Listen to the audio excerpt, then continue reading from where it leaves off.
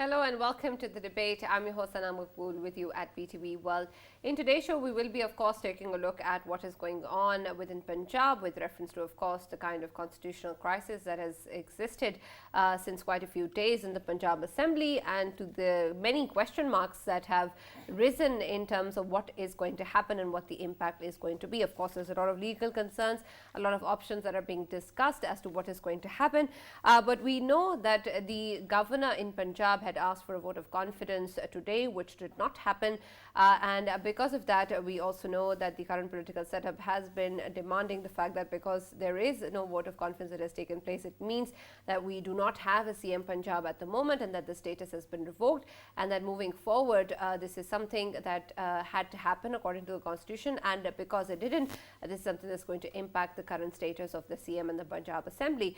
Meanwhile, the Speaker of Punjab Assembly has pointed out that the order in itself was not constitutional, not legal, based on the fact that the session was still going on when the governor asked for a vote of confidence and no special session was asked for, and that it cannot be carried out unless the current session is prorogued and a new session is called. So we're going to be taking a look at exactly where we stand at the moment, with, of course, the Speaker also talking about how perhaps there needs to be action taken against the governor because of the unconstitutional order. He's also involved the President of Pakistan within this. And then we also know that the current political setup, including leaders from the PMLN, have been talking about how this is something that is going to impact the future of the Punjab Assembly, and that the governor will be announcing something with regards to the way forward pretty soon. It was earlier said it was going to be announced around 10 p.m., but we still haven't heard as to what is going to be notified by the governor. There's also been, of course, reports coming in of PMLN having consultations with regards to the imposition of governor rule, whether that is a possibility or not within the province, and then, of course, the kind of impact that it's going to have on the overall political dynamics of the country. At the same time, we also see in reports coming in from the PTI side saying that they will be protesting outside the Governor House tomorrow, and that the PTI chairman will be announcing the way forward around 5 p.m. tomorrow, talking about what the future course of action will be like. So, of course, a lot of question marks as to where we stand now, what the legal options are, whether or not when we speak about constitutional matters, we are right in terms of claiming that whatever has been carried out so far is according to the Constitution. And then, of course, moving forward, what options do we have? We also, of course, have the session that is going to happen now on the 23rd, and the action called by the PTI earlier with regards to the dissolution of assembly still also hanging in the balance. So we're going to try and see and perhaps try and answer all of these questions and get some more clarity on what the current situation is and where we are heading. That is going to be the focus of our segment today. As always, in the studios, I've been joined by senior analyst Farooq Patafi, and we've also been joined in the studios by Mr. Hafiz Ehsan Ahmed Khokhar, who's advocate Supreme Court. Thank you very much for joining us, Mr. Hafiz. And of course, with regards to this political discussion, we're also going to be joined by Mr. Zulfikar Ali Padar, who's spokesman to Chairman PPP, Mr. Bilawal Bhutto Zardari, and he's joined us online. Thank you very much for joining us.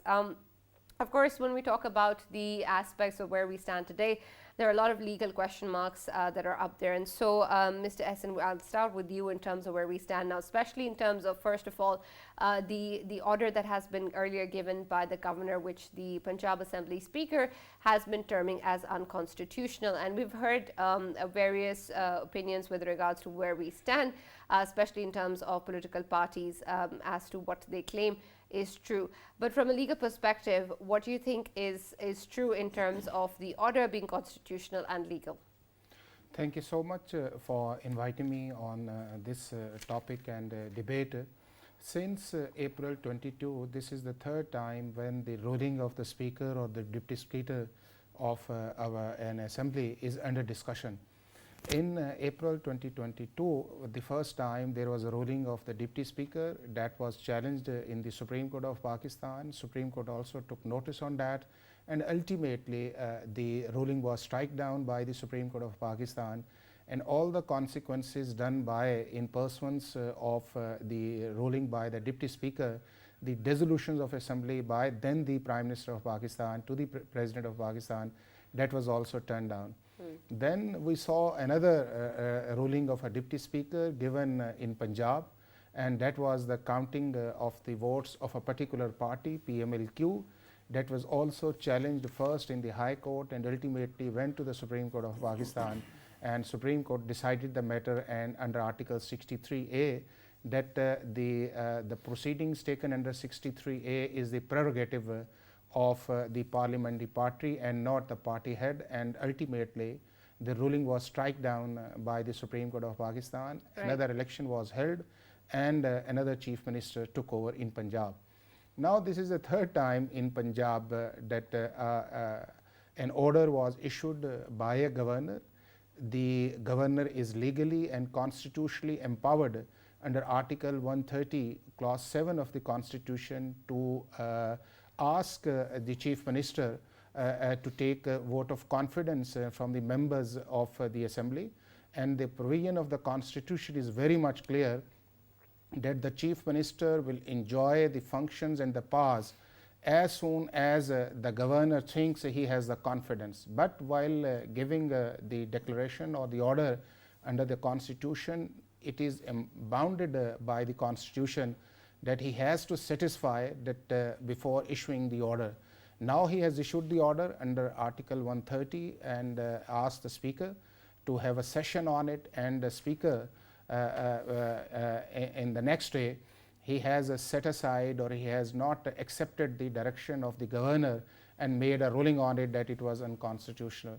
So and simultaneously there was another moved by the opposition in form of the vote of no confidence in the Punjab Assembly, which is still in the process and might would have a different if the governor after a receipt of the ruling by the Speaker, so situation would have been different. My point of view would be that because there is no political dialogue and there is no sitting among the political parties in Pakistan, and we are seeing and happening such events which are unprecedented. So it is a time to all the political parties to sit over there, have a discussion on it, and then to move on. Otherwise the country would suffer and the people of Pakistan would also suffer. Right, but I have a few questions with regards to the governor's capacity to order the vote of confidence. Of course, there is the term satisfaction, but in terms of the governor being able to satisfy, who exactly are we talking about, and what sort of satisfaction needs to be provided, and is there any requisite of any reasoning to be given prior to the call for a vote of confidence? There's also, of course, talks with regards to 10 days being given to the CM, and in that case, do we have that in the current setup as we're talking? And then, of course, the issue of the session being prorogued, is that also a requirement for this to actually take place? To me? Yes. Yeah, that there is no doubt the governor is constitutionally empowered under the Constitution to ask the chief minister, and there is should not be denial from the Speaker's side for adjourning the session on the Friday. But at the moment, the most important thing would be the satisfaction of a governor. It is only the Constitution says that he will satisfy himself, but the action, if it would be challenged in the High Court or the Supreme Court of Pakistan, then it would be justiciable that whether there was such conditions that he was given a right decision or he made a wrong decision. Okay. And the second point would be the reasonable time given to the Chief Minister for taking the vote of trust. But I say that as now we are in such a mass situation in Punjab, ultimately the matter will be taken up by the High Court or the Supreme Court, and their decision would be final. Right, absolutely. And Farooq, we've spoken about this in the past as well, of course, the pros and cons of decisions going to the courts and not in the parliament. And of course, that is important as well. But in terms of where we stand now, where Punjab stands now, and unfortunately, in the past couple of months and in the recent past, we've seen that there's a lot of crisis going on with regards to the Punjab Assembly and overall, of course, in Pakistan as well. It seems that this is not a matter of concern for the political leaders, whether matters go to courts or the parliament is strengthened or not. And even now, again, we're zooming in on the specific issue with regards to the constitutional aspects of certain decisions, and not the much larger, perhaps, issue of the role of the parliament. And is that something that you're witnessing also? Right, Sana, and I totally agree with both of you that this train wreck is basically headed towards the courts. And we are going to see what exactly happens there. But I wanted to actually start with an Urdu couplet. You know, पहले आती थी हाले दिल पे हंसी, अब किसी बात पे नहीं आती. There was a time when I used to laugh at the state of my heart, but I no longer laugh at anything. So you call it constitutional crisis, I call it my life. When I was a young boy, when I was a young man, at that time also we used to witness similar kind of things, right? Back in 80s, back in 90s, and then of course in 2000s also we saw similar kind of crises. There was a time when it was about General Musharraf's uniform. There were other times when it was about who is going to be the Chief Minister of Punjab, and that similar kind of story continues. So what does it tell you about Pakistan's political class? That Pakistan's political class doesn't actually learn lessons from the past, right? And that is going on, and of course they are indicting nobody but themselves. Because remember, when Hassan Saab was talking about what happened in last 6 months, since then a lot of laws have been enacted, a lot of amendments have actually taken place. But one place where we got all the crises, especially the Speaker's prerogative, which actually went to the court, and after that there was a decision given. On that front, we didn't see any progress at all. So what does it tell you? That there are constitutional ambiguities, and those ambiguities are left the way they were because political parties have far better things to do. Regarding, Chief Minister's vote of confidence, let me remind everybody, there is a reason why the Chief Minister has not taken vote of confidence. People keep on saying that there might be disunity within PTI. I say that even if they have unity, there is a reason why the Chief Minister will not go for a vote of confidence. And if he does, he will at maximum get 10 votes. Why is it so? Because PTI is not ready to blindly support him till the time he actually orders dissolution of assemblies. Right. The moment he has taken vote of confidence, and after that, if he refuses, PTI cannot actually face that kind of a situation. So with that kind of a story that is going on, the question then arises, why is it that PTI's leadership is in such a haste to dissolve assemblies and to actually pressure a general election at the center, right? And the answer lies in a very simple fact. They wanted to hold elections before November. That was their plan A. And their plan B is they want to hold an election before April, which will not happen because, of course, there are implications that I don't need to actually underscore them, right? So at this moment, what they are doing is going to rebound, and it is going to create further mess for themselves.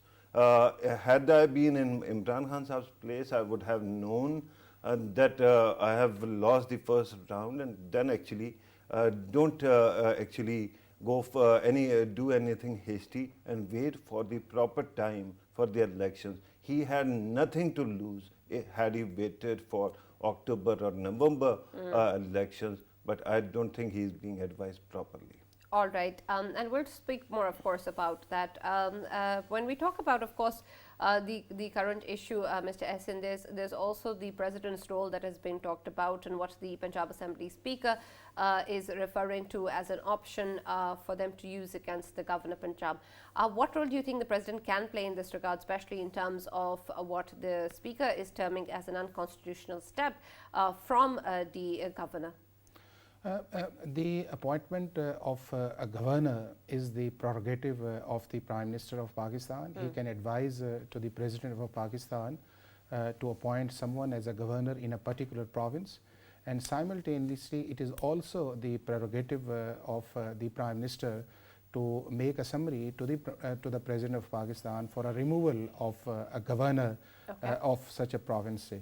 Now that would be a question whether the President of Pakistan can remove independently without the advice of the Prime Minister to a governor. So the Constitution says that the President of Pakistan has to act on the advice of the Prime Minister of Pakistan or the federal government.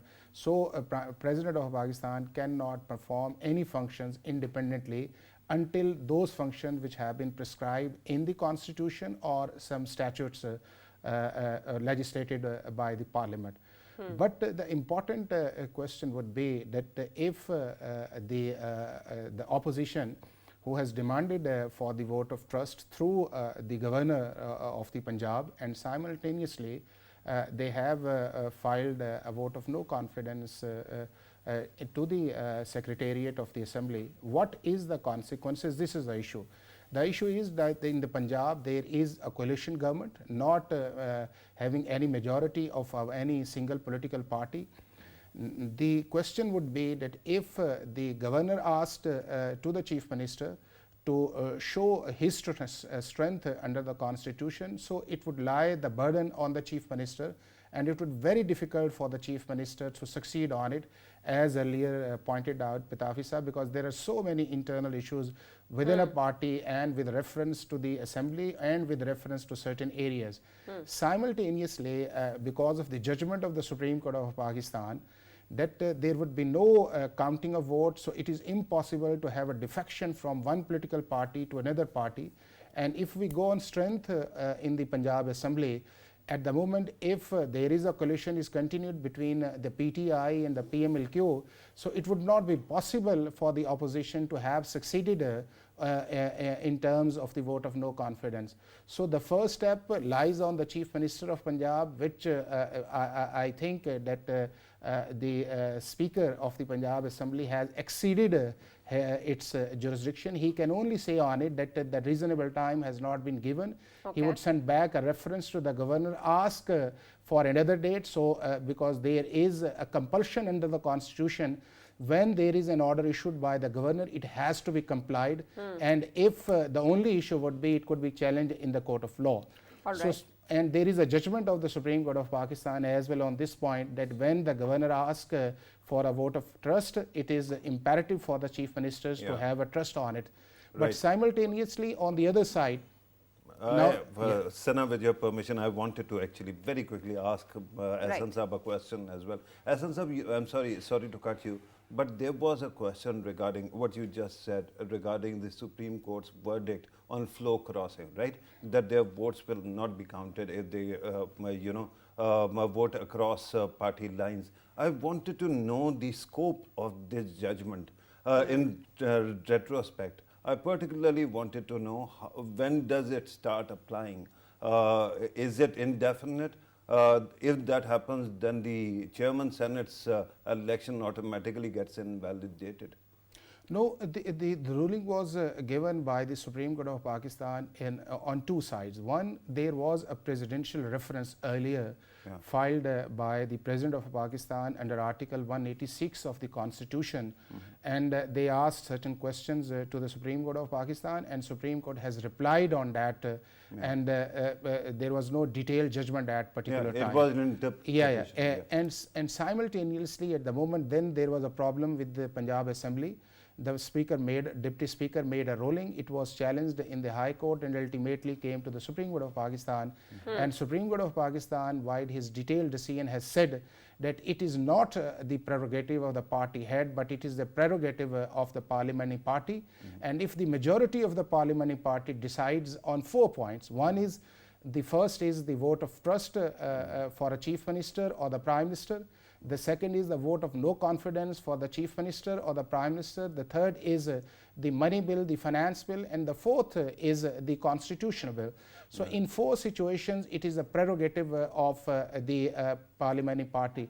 So in this context, if we see on Punjab side, the only move has been moved by the opposition is just to get a time and to save from the dissolution of assembly, which was announced by the PTI leader that they will announce on the Friday on the 23rd.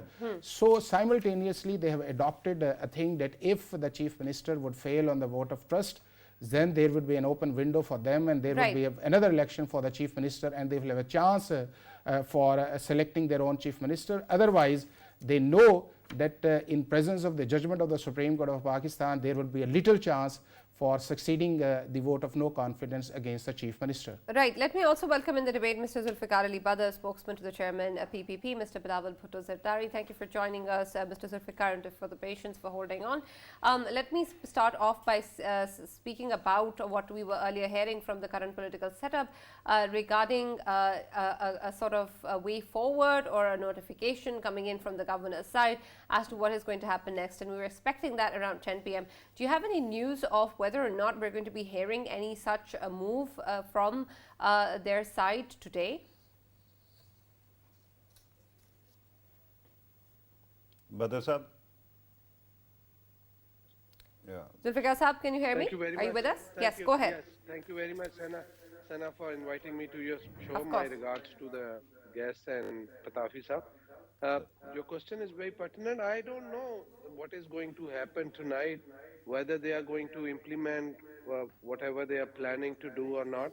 But I think it will be a difficult decision uh, uh, whether they will be able to implement or do the governor rule or not. I Right. don't think so. I don't think that they are actually ready. This is my personal views. Uh, Maybe inside they have planned something other than whatever I am saying. Because the thing is, because most likely whatever is happening right now is Mr. Pervez Ali is actually negotiating. So if his negotiation uh, is successful, the things are going to be different because he's asking for 15 National Assembly and 30 Provincial Assembly seats. And if Mr. Khan is going to uh, agreeing with him on giving on the collaboration for these seats, I think the scenario is going to be different because they are sacrificing the chief ministership uh, by dissolving the provincial assembly. Otherwise, I think the situation is going to be different. And Right. by asking for the vote of confidence from the chief minister by the governor of the Punjab, I think they will have both the sides will have to count their numbers and complete their numbers. And if, as said earlier by one of the speakers, the numbers are fulfilled, I think the government side doesn't have any issues. It will be Right, difficult for the Zulfikar Saab, earlier you also referred to the CM-ship, but in terms of what we're hearing from the current political setup, they seem to believe that the CM-ship does not hold true anymore, considering a vote of confidence was not taken in today. Do you believe that as well? I think the chief minister is bound to take vote of confidence as it has to be asked by the governor of the Punjab because this Right, is but it a wasn't done so by the constitutional deadline thing. of 4 p.m. today. So does that mean we don't have a CM Punjab at the moment? Because This is what some political leaders seem to be of the opinion. You see, this is something very unprecedented. So I really don't. It's difficult to comment on that. There won't be a Okay. chief minister. I think chief minister is going to be there, but there has to be some other way. And I can't really comment on it whether there is going to be a chief minister or not. It's going to be a very difficult situation right now because if he's not Okay, going do to you take a believe that vote of no the fact that there wasn't a vote of confidence taken today, that was an unconstitutional step by the Punjab Assembly? Yes, definitely. I think the chief minister was bound to take the vote of confidence from the provincial assembly by the order of the governor of the Punjab, and if it have not been happened, I think this is something that they are not following the constitution. So I think a new situation is going to risen up by uh, by 12 o'clock tonight, and things are going to be difficult for the government from tomorrow onwards after 12 o'clock. Okay, well, So you let's see you what also happens. mentioned the fact of governor rule earlier being discussed, and we've been hearing reports coming in as well. Do you think that's a viable option for Punjab at the moment?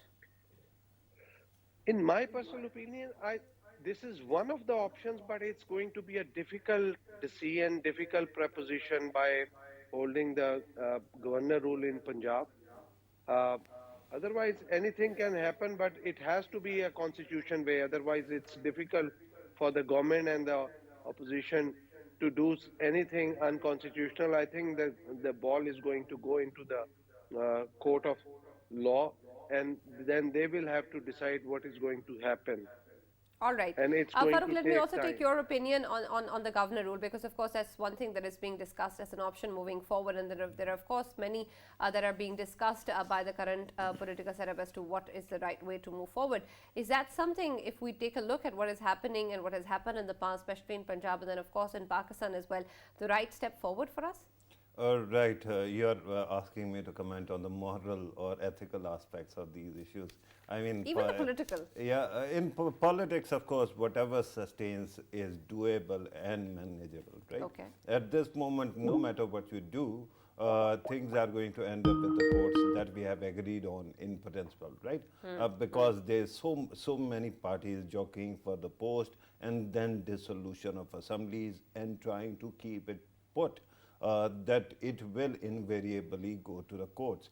But on a lighter note, when Javed Badr Sahab was actually talking about this very interesting issue regarding the deadline being the stroke of midnight, I was thinking that in our Cinderella story, this stroke of midnight is occurring again and again. You're right. And, last time Imran Khan Sahab was not being removed, and at that time also they waited for this, stroke of midnight, and then there was after courts actually decided, there was a vote of no confidence. So that is also something very uncanny that is happening. But regarding the state of affairs right now, Sana, I think no matter what you do, it ends up with the court. You said whether we have a CM Punjab right now or not. The very simple answer to that is system knows inertia, right? There's no vacuum of power. So till the time there is no de-notification issued by the governor, he will still be the chief minister, because inertia commands that whosoever was holding that position will continue to hold that position. The moment he is de-notified, it will be contentious, and therefore it will end up with the courts, but that will be the time when at least theoretically he will cease to be the chief minister of Punjab. And having said that, let me remind everybody who's watching that we are talking about half of Pakistan, the most populous province of the country. And it seems that the province's assembly, because it is so closely tied, right? 180 on one side, 180 on the other, and the casting vote is with the ruling party, that is PMLQ. Because of that, it seems that the assembly has not been able to make its mind whom to choose as the chief minister, and many are calling it Buzdar's curse. That Buzdar, when he was leaving, he said that now, like Lord Voldemort, nobody can actually sit on that throne for longer. And that's why Imran Khan Sahab wants to actually bring down his own chief minister, because in the end, it is Buzdar who has to actually sit there. Right. Wow. Let's also go back to Badr Sahab on this. Considering, of course, when we take a look at the current situation, PMLQ, of course, is something that everybody is aiming for, and you also refer to the negotiations that are taking place with regards to putting forward this alliance, as of course major stakes are involved. But where we stand at the current moment, of course, there seems to be reports coming in from the chief minister, at least, saying that they are still in support with the PTI and that they have full alliance with the PTI. Of course, the matter of Chaudhry Shujat is another aspect that you've been discussing. But in terms of what we can expect to see in the coming days as part of the alliance, do you see that these negotiations are moving towards any shift that can be a major breakthrough in terms of where the PMLN or the current political setup stands? In my personal opinion, I think if there will be any problem arising out of these negotiations, that will be if the Imran Khan is not going to compromise on his seats on the provincial and national assembly by giving it to PMLQ. I think that is going to be a rift between them. Otherwise, I don't see any problem between PTI and PMLQ. Yes, there is another situation, another scenario that can be discussed, and it's my personal view. In case Mr. Chaudhry Shujat intervenes and he pushes because of his personal uh, family, as a family head. I think that situation can actually tilt and change the whole thing. But I can't see it right now because it's going to take a little bit of time. Because Chaudhry Pervez Elai and Munis Elai are negotiating with Imran Khan on their seats for the future consumption, and Chaudhry Shujat is silent. And yes, Mr. Asif Ali Zardari, our party head, and Chaudhry Shujat Sahab is in talking terms, and they have been meeting and discussing on the overall situation. So things are not really clear what is going to happen in the future, but it seems like something is being cooked and something is going to happen. Whatever happens, it's going to happen for good, and let's see who is going to be That's the the hope, beneficiary of it. at least. Yeah, Absolutely. that is the hope, but I can already taste whatever is being cooked, and it is bitter. All right, Essence Sab, considering, of course, that there's also the no confidence motion that's under a question mark in terms of what is going to happen on Friday, considering, of course, all of the discussion around the vote of confidence and where we stand today, as of now, we've been told by legal experts in the past that that's a completely separate issue and that is going to be taken in a different light. Does that mean that that still holds true as of Friday, that we can still expect when the session is in order that there will be a no confidence motion? Since April, we have seen unprecedented the political and constitutional issues in Pakistan. Start from the deputy speaker, then the speaker, then the advice to the prime minister, and then to the president, when the prime minister of Pakistan advised to the president of Pakistan to remove the earlier governor and to appoint another one, and that summary was also keep pending by the President of Pakistan, and the matter went to the High Court, and there was certain observations of the High Court, and finally the sense prevailed and the Prime Minister accepted the advice of the Prime Minister. So today we are talking about what would happen on Friday. What we are seeing on the media and we are watching on the social media, there will be another constitutional dilemma come out after 12 o'clock if we believe what we are keep saying by the politicians from either side. So if the governor will issue any further direction regarding the consequences of not taking the vote of no confidence by the chief minister, what he will he will he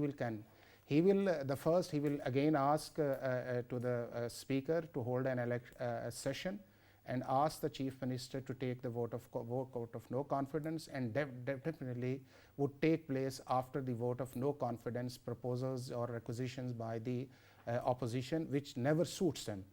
On the other side, who can elect or who can notify to the chief minister? The prerogative of the election of a chief minister or the prime minister is the assembly. And after electing the prime minister, it is the assembly who has notified that this man has obtained the majority of the vote and he is to the chief minister, and then the matter goes on.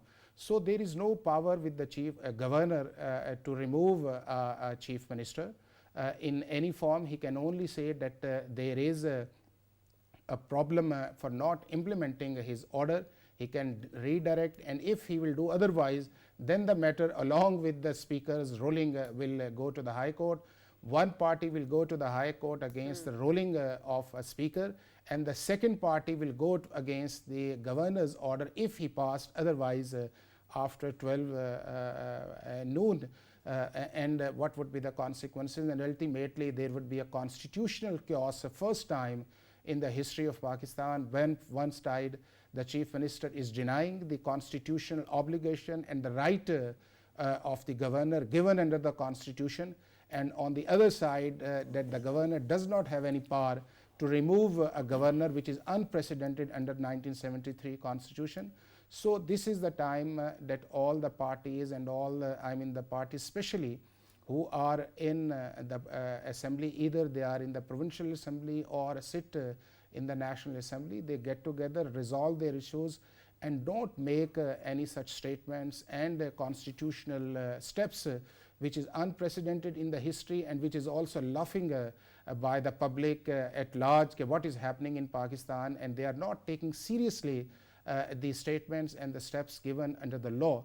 So the important point would be that there is no, in a way, that if one side is saying the election should be held earlier, if it is March or April, the other side is talking about we will conclude their legal term, which is a 5-year term. There is no deny on that. But this is the way, not way to run the country, and not to make such a way that there is now not only a political crisis in Pakistan, but now there is economic crisis in Pakistan. There is an issue of the balance of payment in Pakistan. Course, there yes. is also an issue of the unemployment in Pakistan. 7.5 lakh people have left Pakistan, and most importantly, there is no FDI. There is also an issue of repayment of loans. And then most important thing would be there is a serious governance and justice issues in Pakistan. Yeah. Everyone is saying that the governance is not perfectly right. People are facing the problems. Everyone talking about there is a justice delayed and justice denied. People are lingering in the courts years and years. There is no more than 5% conviction on the criminal sides. These are basically the real issues. Yes. And there is also an issue of the transparency issues. In human index, we are less, we are far below in our neighboring countries. So we have less than our reserves, the foreign reserves in our banks. We are issues with the opening of the LC. So these are the real issues. All the parties should sit together. They should talk about, have a 5 years or 10 years agenda, and then they go on along with the election reforms. What would be the next government's fate? Absolutely. If in the keep situation we're going on, there will be another problem, and that problem would be very serious, not only to the constitutional, legal, but to the national security issues of Pakistan. Absolutely, and of course these are important concerns that you've raised, and Farooq, we've spoken about that before, that of course unfortunately the attention always seems to be taken away by other issues that are not as important. But again, at where we stand today in terms of issues of the constitution, in terms of of course assemblies, that unfortunately does take a lot of the time and space that our political leaders give to these issues, and the rest of them seem to go in the background while these issues are being resolved. Is there a possibility of actually still focusing on these larger concerns while such political instability and crises exists? Right, Sana, and that is a very important question, because we have been also repeatedly raising it. And I tell you one thing. While I don't actually appreciate the political or imaginative range of our political class or our media punditry, I think that there are people who are doing their job, and brilliant so. Yesterday we discussed Bilawal Bhutto's Zardari's presence in the US, and where he spoke very well. Similarly, Prime Minister of Pakistan visited flood affected areas today with the cabinet members, and there too he actually announced relief, and then also the framework, because flood is a big issue as well. Then remember, yesterday we were talking about Bannu's situation. Today Army Chief actually, because Bannu crisis is over, because all the area has been cleared, Army Chief actually visited the people, the brave soldiers who were injured in the fight and who are recovering. So I think the good people are doing their job. There are others who keep on muddying the water and confusing everything. I think whosoever is doing their job and helping this people, this nation recover, it goes to their credit, and it will, right? One more person whose name I have heard twice from Khokar Saab, and I think that we can be very unfair to the man, is the President of Pakistan. Remember when the issue of appointment of Army Chief actually came up, at that time also there was every kind of speculation that President can do this, that or the other thing, and therefore create a humongous crisis in the country. Did not happen, as I kept on reminding everybody that it won't happen, right? I have interviewed around half a dozen, interacted and interviewed half a dozen previous presidents of Pakistan. I have known over a dozen in my lifetime,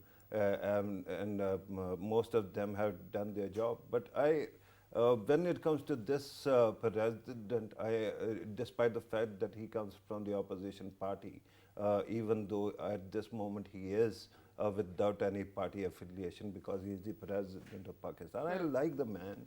And I think despite humongous, ungodly pressure that he has endured, because PTI kept on asking him to do this or the other thing and somehow create crisis, he has actually held his ground, and he has tried to actually prove repeatedly that he knows what his office demands, right? So this idea that somehow he can bring down the entire system, or to appease Imran Khan Sahib, he will do the something which is unconstitutional or perhaps borderline constitutional. I'm not ready to actually accept that. And I really like the man. He is perhaps the only president with whom I developed a good chemistry, and I enjoy his company because he also reads books like me. So every time I'm listening to him or I'm talking to him, I feel that there is a person who can actually interact with you. All right. We've also been joined once again by Zulfikar Ali Badr Sahab. And Badr Sahab, considering the fact that we also have the PTI side talking about a next step forward and protesting outside the governor's house tomorrow, there seems to be yet again another series of announcements or decisions coming in from the PTI as to what needs to be the future course of action. Is the current political setup prepared for any and every move that the PTI can come up with, and what can they possibly announce, considering, of course, that the dissolution apparently is still going to be held on the 23rd, which is just day after tomorrow? Badr Sahab, are you with me? Unfortunately, we've lost contact with Badr Sahab, but I'll pose the same question to you, Farooq, later on. But let me just quickly also get another one from SN Sahab with regards to the dissolution of assemblies.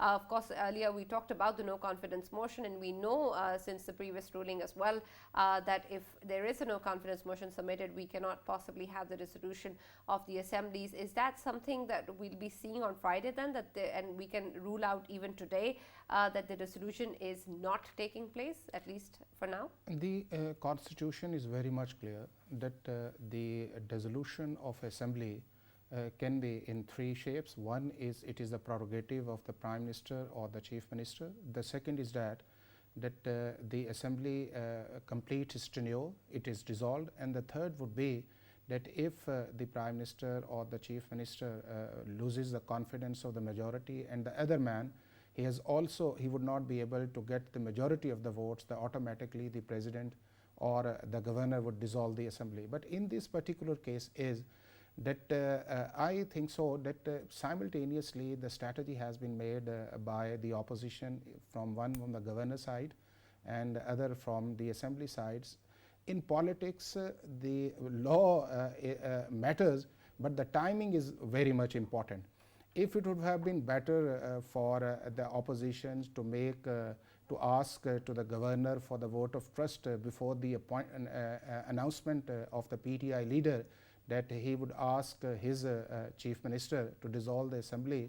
And on the simultaneously, you heard about in media and by many statements that 30 days prior of today, the Chief Minister has given a summary of the dissolution to the PTI, which is unconstitutional. He can only make a summary to the Governor and not to any political party head. So all is going on unprecedented, and I don't think so that the vote of no confidence would take place in Punjab Assembly, because everyone knows it would be very difficult after the judgment of the Supreme Court of Pakistan. What would happen? It would be on the side of the Governor, and then the other actions or the consequences would lead to the court of either to the High Court or the Supreme Court of Pakistan. Right, absolutely. Farooq, your take on what can possibly be the next step forward from the PTI side? Right. I think that PTI actually knows how to actually project confidence in front of camera, in front of television, but PTI keeps on saying that its ducks are in a row. I don't think it does have that kind of a luxury. And secondly, based on my own journalistic experience of Pakistan's politics, I can say one thing. I can be wrong, and it is healthy to be wrong once in a while, but I haven't been unfortunately proven wrong so far.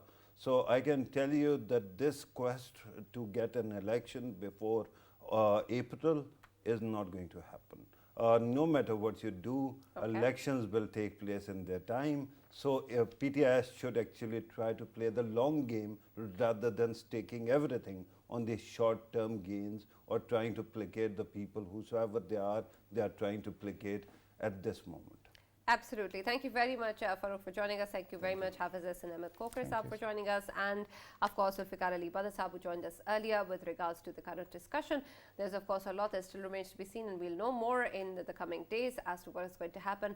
But we hope that whatever it is good for the country, and we hope that that is also the most important concern of our political leaders. That's all that we have from the debate. See you tomorrow.